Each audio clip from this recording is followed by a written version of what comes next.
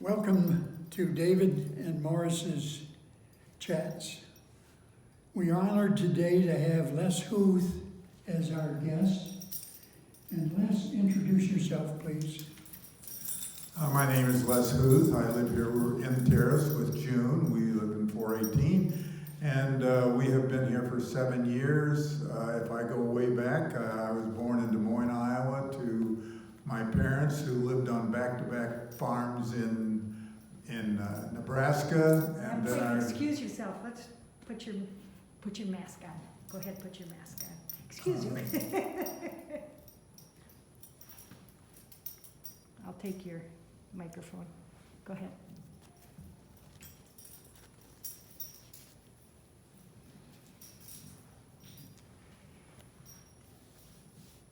Farm in Iowa.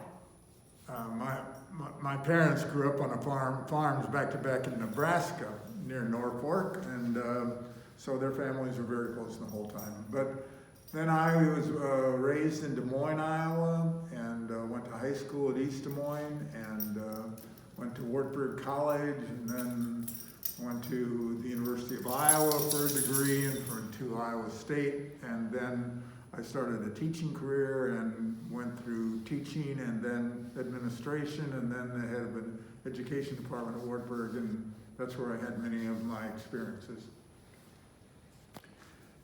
Les, you said you were born at home, and I believe your mother had polio, is that right?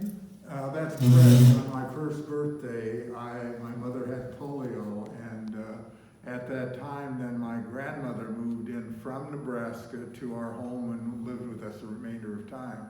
So she had a great influence on my life as well. And in your educational venture, you went to high school. There was something distinctive about going to high school, and I think you mentioned you had a world record for, I'm not sure what you said. Yeah, it's East Des Moines High School, and it has the world's largest alumni association. And I have the best friends you could ever have during that time in junior high and high school in particular. And in fact, one of my best friends was the principal of the high school, and that's maybe how I got my interest in education. The 5 friends, once upon a time you mentioned, stayed with you the rest of your life. You want to elaborate on that a little? Sure. Well, the friends have been with us, and it's partly probably about our marriage as well. June has kept in contact with them all the time. I do some answering and so on. But they had a very strong influence. They were not wild or gave me a balanced influence. And what really brought me on to college, because my parents, one went to 5th grade and one to 6th, so they never really had any thoughts as to whether I should go to college, but my friends did. And then what motivated you to go to Wartburg? Well, one of my friends, which was outside of this group of 6, a year ahead of us, was the pastor's son at the church that we attended, and he went to Wartburg, and I had never played football in high school because of a bad back supposedly, and I decided I wanted to try it in college. So Wartburg was terrible in football, so I thought I'd go there, and I did, and I was able to play my junior and senior year particularly. And at Wartburg you met your wife, is that correct? Met her on the very first day. And that led to marriage. Tell us about that. Yeah, we met in the Grand March. She lined herself up, and I think she would be okay with me telling you that. And then we became friends at that point, and ended up getting married at the end of our junior year, the middle of our junior year. And by the way, all of those 6 guys were there in Dubuque for that wedding, which kind of shows the combination. And then she went on to work. At that time, you could teach with just 2 years, and then I stayed in school and finished my 4-year degree, and then we went from there to Strawberry Point, Iowa to teach, and there to Dubuque, and then What did you do at Strawberry Point? Excuse me? What did you teach at Strawberry Point? I taught junior high science, which was my minor, and then later I taught business subjects, which was my major. What motivated you to go to Iowa State? Iowa State was I had gone through a National Principals Association internship where they selected 2 people from each state under the Ford Foundation and the Kettering Foundation. And as a result of that, I got a master's degree, and I wanted to go on and get an advanced degree, and so that's what took me to Iowa State. At that same time, I was principal at Webster City, Iowa, which was only about 40 miles from Iowa State, so I did most of it as night studies and summers and so on. How describe some of your duties as principal? Well, one of the most interesting parts is that when I was in Dubuque, I was an assistant principal and in charge of discipline for a high school which got up to be about 2,400 students. And so I did that kind of management, and we had some protests, serious protests from the student body. They left the school and went to the superintendent's office, didn't want a name change in the school and so on. And then when I got to Webster City, I think what a lot of people do not realize is how difficult it was during that period of time, because anytime you tried to correct a student, the parents stood up for them. It was different than, I'm sure, when we went to school. If I got in trouble, when I'd go home, I wouldn't tell them if I could keep from them. But they always rebuked what you had to say, so the management was really difficult at that time. But at the same time, they were open to a lot of different ideas, so I got to introduce a lot of new ideas in education when I was principal at Webster City. And so then I went on to be high school principal at Cedar Falls, Iowa for 8 years, and I had a very good experience there. And we got into a stronger academic approach to school. At the time, during the late 60s, early 70s, it was kind of take whatever you had to take, but don't, push yourself too hard. But by the time I left there, because of the combination of what was in, people's belief system and so on, academics increased a lot. Morris, do you have any comments? Hi, Morris. No comments from Morris, so let's move on. Your education at Iowa State was in the area of science then? It was a doctorate in philosophy of education and administration and instruction. And where did you apply that? Where was it applied best for you? I'm sorry, where? The degree that you got, the PhD, where do you think it helped you the most? Well, it helped me just as a background when I was a principal, but it also is what allowed me to go to Wartburg College, because I'd become a principal at a pretty young age, at age 32, and I knew that I didn't want to be a principal till I was, retired. So I was hoping to teach in college, and so that's where it really became advantageous. So Wartburg called and wanted me to come as the head of the education department because I had a PhD. And it's one of the things I've always told students is that you don't limit yourself by not going on for a degree, and that gives you a key to open some different jobs and so on ahead. A question I had, Les, pertains to the expectations of the teachers and their effect on the students' learning. Did you experience any of this where Iowa, of course, an agricultural state, the learning, was it totally aimed at agriculture, or was there encouragement for higher education?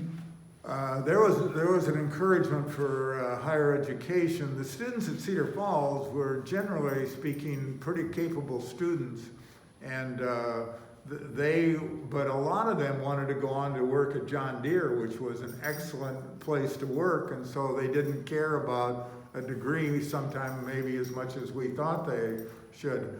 But when you mention teachers, it used to irritate me a little bit when principals would talk about what some teachers did and didn't do, because they're the backbone of education. As an administrator, I always felt I was there to assist them to be able to do the best job they could. And I think I had a pretty good relationship with them, but I had a lot of respect for them. I had some that didn't do well, and I managed to remove a few, but 95% of the teachers are just excellent, really want to make an impression on kids, and they're the backbone of the school. And I suppose that some of the teachers, their expectations were to prepare some of the students to go to work for John Deere. Right. So one of the interesting changes that we had was that when the academic emphasis became stronger, when colleges and universities started requiring X number of years of math and time, we had a lot of students that were in the industrial arts and various manual labor types of positions and cooperative learning. And so those courses started to really lose students because they all started taking more math and science and so on. You know, and it's kind of both a blessing and not a curse, but a blessing and a limitation, because I think, David, you and I would agree that not every student needs to go on to college, but they need an education to have a better, more success in life. And sometimes I think there were students trying to go on to college that wasn't necessarily the best thing for them to be doing, but it was an interesting transition. I believe lived up to the expectations of my teachers. They expected that I was going to work for an auto plant. Yeah. Rather than to try to test me and see if I was eligible to go to college. I was not challenged by the teachers, and so when I graduated, I met their expectations and went to work for Pontiac Motors, where I lasted for 2 months. Yeah, I was a little bit in that same category because, but my friends, out of those 6 friends, 2 of them were co-valedictorians of the class. And, but my academic work at that time, I'm sorry to admit, I didn't press it that much. But then when they went on to college, then I went on to college, but it didn't come from the expectations of my teachers. My teachers would have said, oh, I don't think of it. In fact, I remember the assistant principal in 9th grade saying to my parents, well, there isn't anything wrong with being an auto mechanic. Well, if anybody ever saw me do manual labor, they would say there is something wrong with this guy doing auto mechanics or anything manual. And I admire people that can do that. Now, talking about your family, you're married, you have how many children? We had 5 children. 3 were biological and 2 were adopted foster children. We had 35 foster children during our life, and that came about kind of as what was going on in the world. There was a real concern about overpopulation. So June and I had wanted to have 6 kids and decided that we could probably be more helpful by having foster children. So that's kind of where the diversity in our family started, and we had 2 sons who were wonderful children, and but we had 5 of them. 4 of them live in this particular area, and that's why we moved from Iowa to here. Describe, if you would, please, Les, the protocols required for foster children. Yes, well, what I would say is my wife, June, really was the kind of the record keeper and the contact for them. I certainly came in whenever necessary, but she had decided not to return to teaching until the children were older, until the youngest one was in junior high. Then she went back to teaching, but she spent a lot of her time in terms of contact with the foster care system, in terms of what we needed to do. So that was the way it really happened. It happened, interestingly enough, I was an assistant principal, and one of the students that lived next door to me, her mother took her life, and the father was in a drug rehab, and so that was our first foster child. And then we had, as I said, we had several others. And then 35? Did you say 35? But a lot of those were very short term. Like you would just keep them for 2 weeks while a mother or father was in the hospital or something like that. But we had the 2 that we adopted long term, and we had another child long term, and but we did not adopt her. It's a whole another story, but Influenced a lot of children. yes. The ones that you were adopted were from which country? Our two adopted children are from the U.S. One was close by. Our grandchildren are adopted, 3 from Korea, 1 from Romania. We have 2 African American grandchildren, and we have 1 Israeli grandchild. So 7 of our 14 grandkids are from another culture. Now, I understand that later on, you undertook a program called Family Exchange. Could you explain that? Yes. What happened was our oldest daughter, when we moved to Cedar Falls from Webster City, had always said she wanted to go to Spain, and a teacher asked her about going with their group, and she said, no, I want to go with a family. So she ended up in her second semester of her senior year, she went to Spain to live, and she was there for 6 months. They really had a tough life.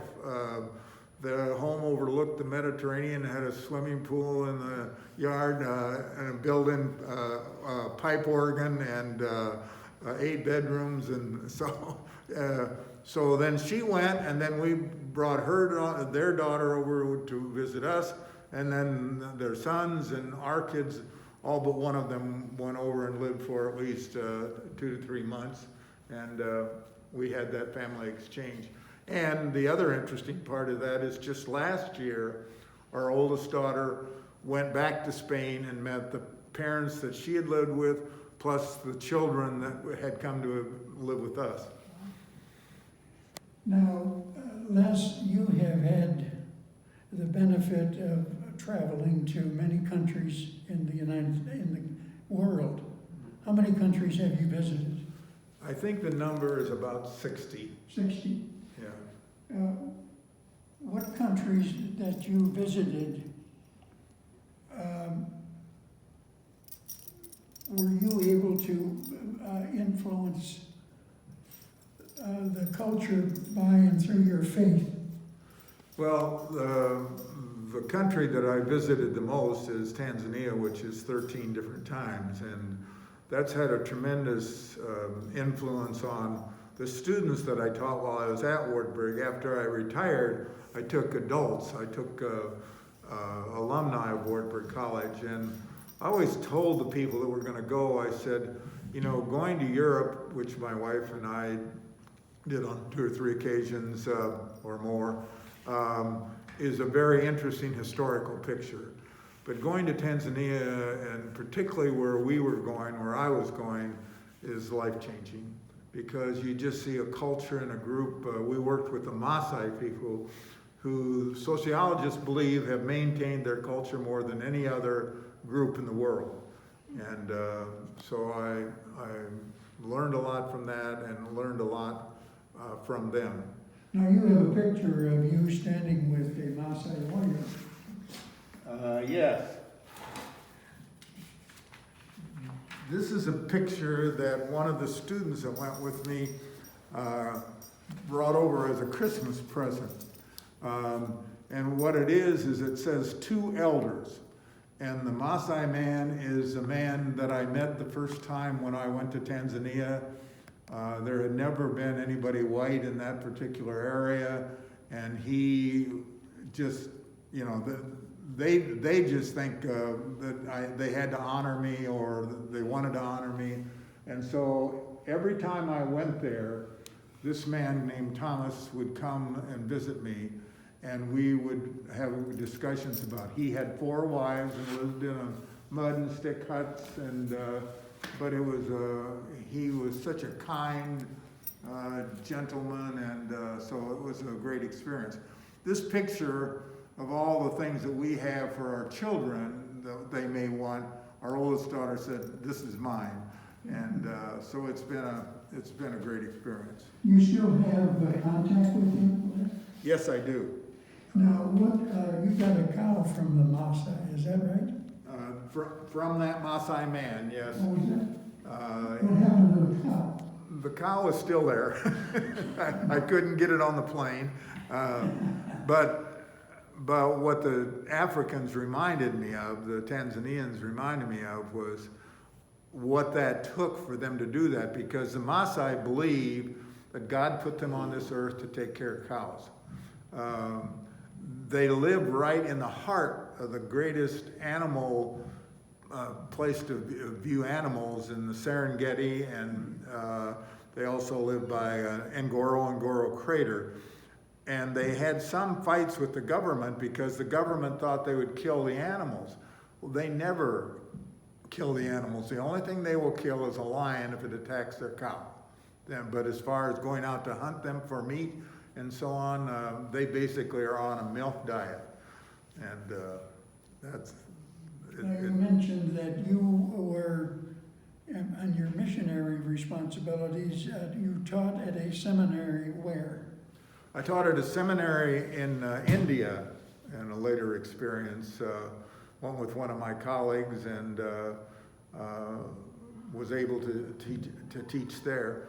And I might kind of sidebar and say that, you know, my connection with the church, and this isn't, I've never wanted to be a kind of person that tries to get people to convert to my form of religion or anything like that, but I wanted it to guide my life, and so it allowed me a lot of different opportunities. One, like teaching in the seminary, and then from there, one of the people in the seminary had a brother who worked close with Mother Teresa, and so I got to go and see all of her places, which when I tried to look up and see if I could visit there, I couldn't find any place. But I got to go to all 5 of the places that she supervised. She had died at that point, and her body was actually in state at one of the places that I visited.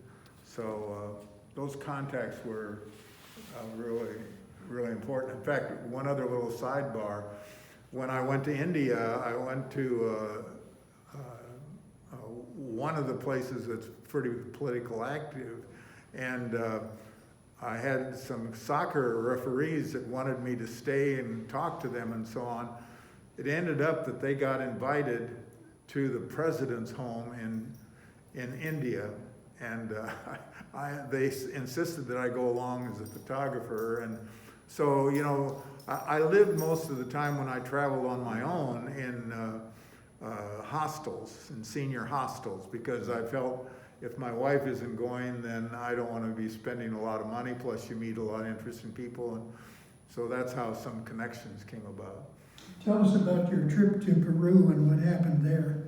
I went to Peru because that was one of the things on my bucket list, and again, I was fortunate in that my wife, June, always encouraged me, so I went there, and I went to the Amazon, and then I went to Machu Picchu, and I had a friend of our daughter's was working with Medical Ministries International, and so he took me down to see that site, and I came back, and that night I was going to go to see a cathedral that had an unusual marble tile to it. And I got down there and I needed a cab. And so when I got in the cab, all of a sudden I realized I was in trouble. The cab was going the wrong direction, and they had 3 guys jumped into the cab, and they blindfolded me and gagged me, and I started trying to fight and realized that it wasn't going to do any good, not with those 3, and so then I started asking him. This is one of the places my religion kind of came to help, I think. I said, "Do you know Jesus?" And obviously there wasn't any response, and then I sang a couple of Christian songs in Spanish, and after they had strip searched me and took everything that I had, I said, please let me go, and they did let me go, and they gave me a ticket to get back to the hotel, and I was walking in the streets, and here came a cab, which I think they possibly called, because I was clear out in the wilderness, and so it was a highly unusual experience. Since you retired and have been here at Beltwell's, what's the benefit to you and family living here? And how has your faith helped? Well, I think that I appreciate the fact that Boutwell is a faith-based organization, and therefore you're very comfortable with the chaplains and the people that are here and the ability to worship. But also what I appreciate is that I think that Boutwell takes a really significant interest in learning, and so therefore they have activities which you continue to learn. Probably the most beneficial thing to us is that of our 5 children, 4 of them are near here, so we have more contact. Now in this COVID time, we just get packages dropped off and that kind of thing, but it's wonderful having them around. In 2 minutes, if you could express the philosophy of your life. Well, I'll tell you, one of the things is that Wartburg's mission statement is to reflect your learning as a result of or to volunteer and serve as a reflection of your faith and learning. And that's kind of what my philosophy is my faith says that everybody is equal in God's sight. And any way that I can help anybody, I want to do that. And I had very, very moral and parents who really believed the best in everybody. And I never want to think that I'm better than anybody else. And I hope that's reflected in the way I reflect my faith. Les, thank you very much for sharing your philosophy with the residents here at Boutwell's Landing. Thank you, and I appreciate very much the people at Boutwell who really take an interest in this kind of thing, and I hope we can continue to do these kind of interviews, etc., with other people. Thank you, Les. Bye-bye, Morris.